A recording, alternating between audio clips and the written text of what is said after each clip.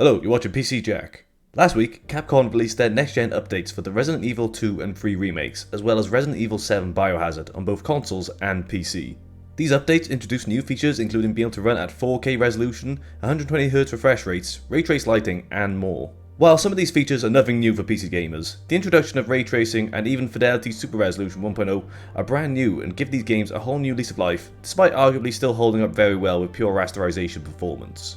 Seeing as RE7 is one of my favourite Resident Evil games though, I thought now would be a good time to revisit this game that revitalised the series and take an extensive look at these new settings and how they impact both performance and visuals. It's also worth noting that this patch also upgrades these games to DirectX 12, which actually raises the minimum and recommended specs to run it. Understandably, this has upset a lot of people running on lower end hardware. However, Capcom has resolved this by reintroducing the previous generation DirectX 11 versions as a separate installation of the games. Of course, today's testing we will be using DirectX 12 exclusively in order to enable the new features available to us. For today's testing, we're running all tests at 4K across all the various new graphic settings on the RTX 3080 Founders Edition, paired with a Ryzen 5 5600X and 16GB of Crucial Ballistics memory running at 3600 speed. To start, let's take a look at how ray tracing has been implemented. Now, given how atmospheric RE7 is, the introduction of ray trace lighting and reflections seems like the most optimal use case for this feature. Now, if I'm being honest, I do feel the change is minimal at times. However, there are areas where the feature is more apparent. While most of my testing has taken place mainly in the Baker house, there's still a variety of sources where global illumination and ray trace reflections have a varied level of improvement over pure rasterized sources. When looking directly at sources of light, the image is notably better contrasted, for example, when looking at the lamp on the main hall table. The surrounding objects illuminated do see an improvement in terms of visual clarity, but between medium to high, this difference is a little less discernible. Where the improvements do become clearer is where previously less well lit areas become more illuminated based on a single light source without oversaturating the area with lighting, like in this shot in the dining room. We can also take a look at how ray tracing can help improve lighting on characters within the game. Upon first meeting the deputy in the garage, the red and blue lighting from the police car does seem to improve noticeably after enabling RT and creates a more natural glow on the deputy's face compared to the original setting. Also, taking a look at Jack's shadow being cast after exiting the burning car.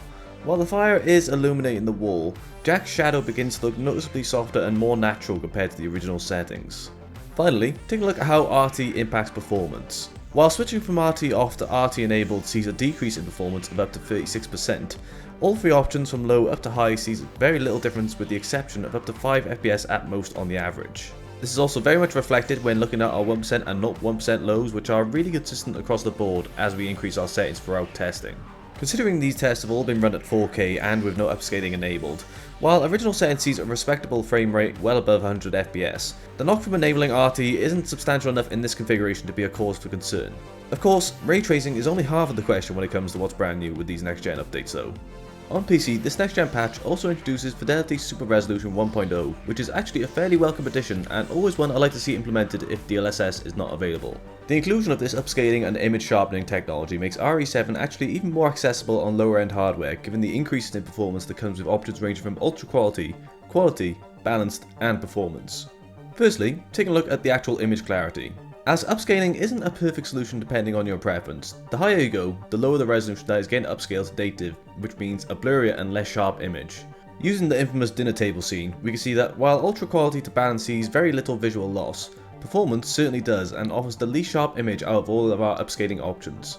Now of course your tolerance for image clarity will vary and even more so depending on your native resolution, but for me personally, performance mode is a drastic step down that I wouldn't use unless my hardware was very much lacking in horsepower. Taking a look at performance numbers however though, we see some extremely interesting results and uplifts depending on the level of FSR enabled. Running with RT high settings and simply enabling FSR ultra quality nets us a performance increase of up to 26%, which is impressive given how little drop off there is in terms of visual fidelity. Bumping up to quality again sees a substantial uplift in performance with an increase of 44% to our average. Balanced then gives an impressive increase of 56%, and finally performance, while offering a substantially less sharp image, provides a whopping increase of up to 74%.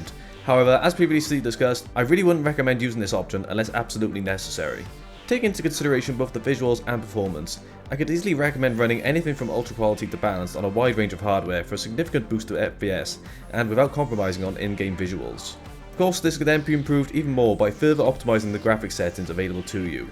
To conclude this video though, with such a wide-ranging level of improvements available to you when playing RE7, Capcom have given players another reason to revisit this highly regarded survival horror, and with that at times pretty noticeable improvement to lighting with the game's ray tracing implementation, it offers an almost new experience and improvement to the atmosphere that could make the game feel like a new experience even to returning players. To new players though, they will now get to experience RE7 as well as the RE2 and RE3 remakes in the best possible way. While my gaming backlog is certainly pretty high right now, it definitely won't be long before I'm back to getting chased through the Baker residence and re-experiencing the game in a whole new light. So that's it for today's video. If you enjoyed it, then please feel free to like and subscribe for more videos on the way soon. Are you going to be jumping back into Resident Evil 7 BIOHAZARD? Let me know down in the comments below, as well as if you'd like me to do a further analysis on Resident Evil 2 and 3 in future. You can follow me on Twitter and Instagram at PCJack94. If you'd like to talk more with myself and other like-minded hardware enthusiasts, then make sure to check out the PCJack Discord. If you'd like to support the channel even further though, then make sure to check out the PCJack Patreon where you can claim exclusive benefits while helping to fund everything I do on the channel for you guys. You'll find links to all those in the video description. Thanks for watching, and I'll see you next time.